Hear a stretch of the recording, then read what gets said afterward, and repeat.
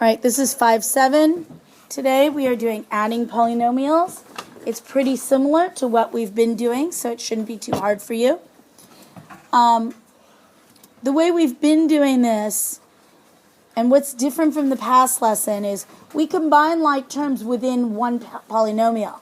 Now we're combining like terms by adding two polynomials. So basically all we do is we take the like terms. And remember, a term must have the same variable and the same exponent. So 4x cubed minus 8x cubed. What does that make? What does that make? Negative 4x cubed. And I'm going to combine the, is anything go with the x squared? No. So so we're just adding x squared.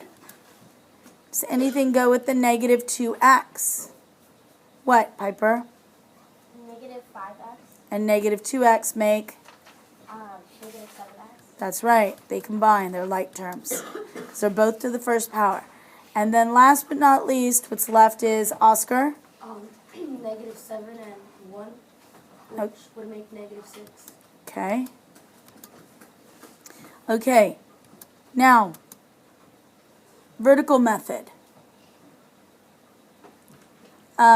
This is pretty similar. I write down the first polynomial, and instead of putting the other one right next to it, I line up the like terms. So negative 8x to the third goes under 4x to the third. Negative 2x goes under negative 5x.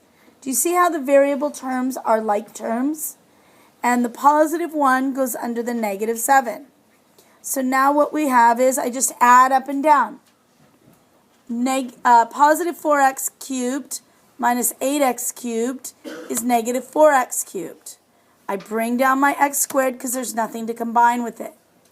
Negative 5x, negative 2x makes negative 7x. Then I've got negative 7, positive 1 makes negative 6. And we're done. Some students like this better because spatially it makes more sense to them. Okay, questions?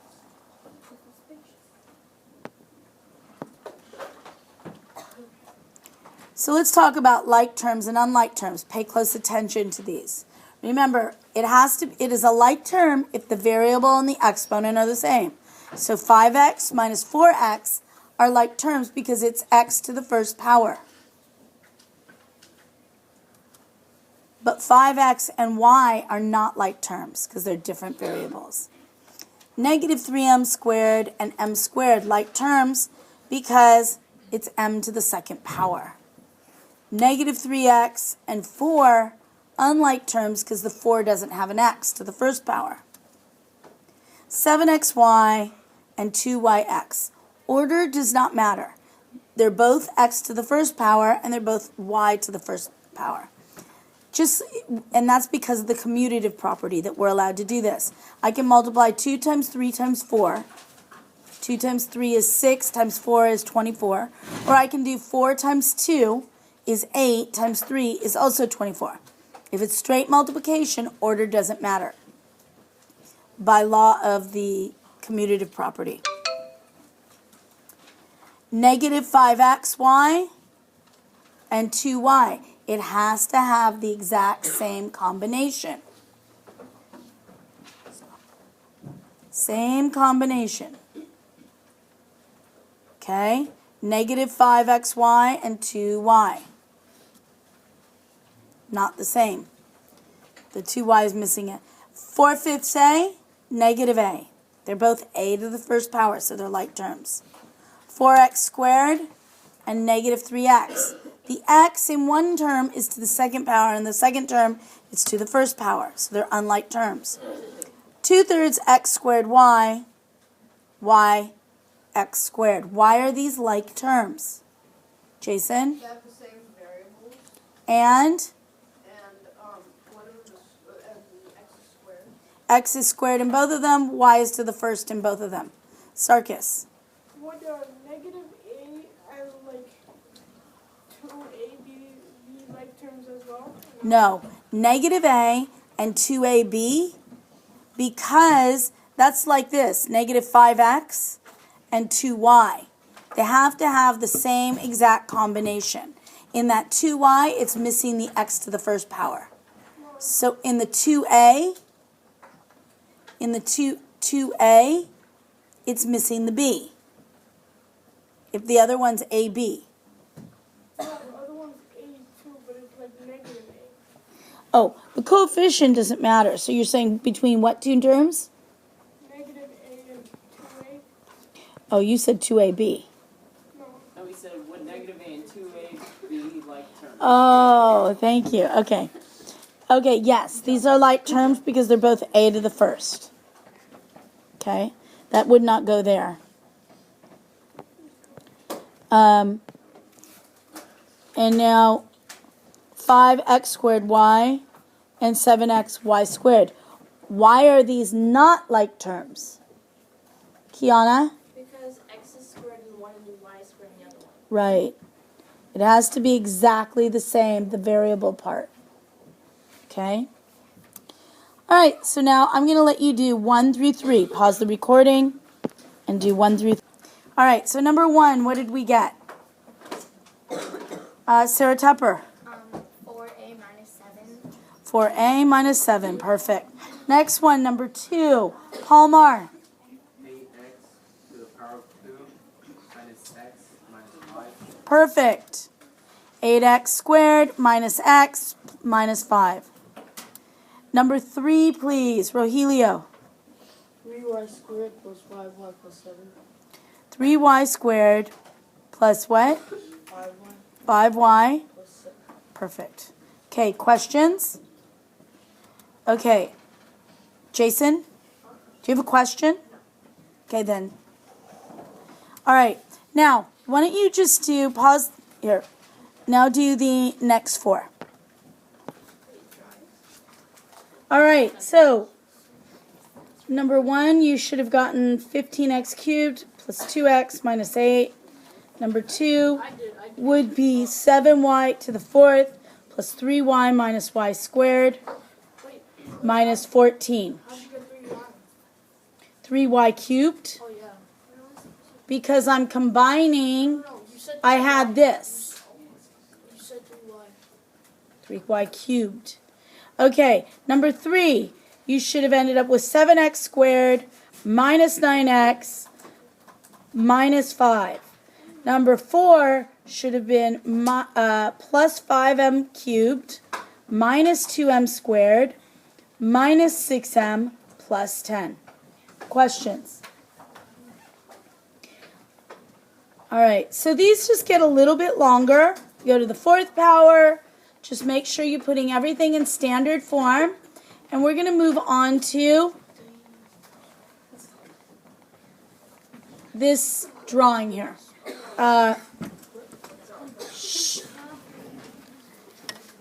Okay. In this case, it's, how would you, the other one I did, the big rectangle minus the small rectangle. What would you do in this case? In words first, yes. The big rectangle plus the small rectangle. Right, in this case we're going to add. We're going to say the area of, okay, the total area is equal to the big rectangle plus the small rectangle. So the big rectangle, how do I figure it out? Yes. You do length times width. Length times width, which, what would I fill in for that? For the big one, yeah, it's 6, and then in parentheses 2x plus 5. Times the quantity of 2x plus 5. Okay, for the small, we're doing length times width as well. So what am I filling in for that, Michael?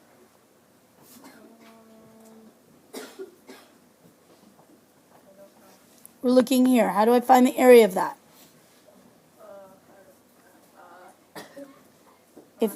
If that were 2 and that were 3, how would I find the area? Right, so what are you doing here? Multiply 3. Uh-huh. in parentheses x Times the quantity, say it. times the quantity of x plus 2. Perfect. Okay, I distribute. I get 12x plus 30 plus 3x plus 6. Combine my like terms. 15x plus 36. And I am done. This is the total area. Now you guys try the next one. Okay? All right, so now we are going to